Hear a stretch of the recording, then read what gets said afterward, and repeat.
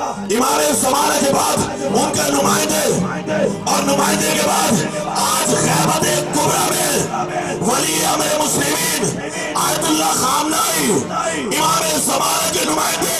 اور آیت اللہ خامنائی کے نمائندے علامہ سید ساجد علی ندوی، یہ ایک تسلسل ہے کہ آج صرف خامنائی کی نمائندے نہیں کہ جس وقت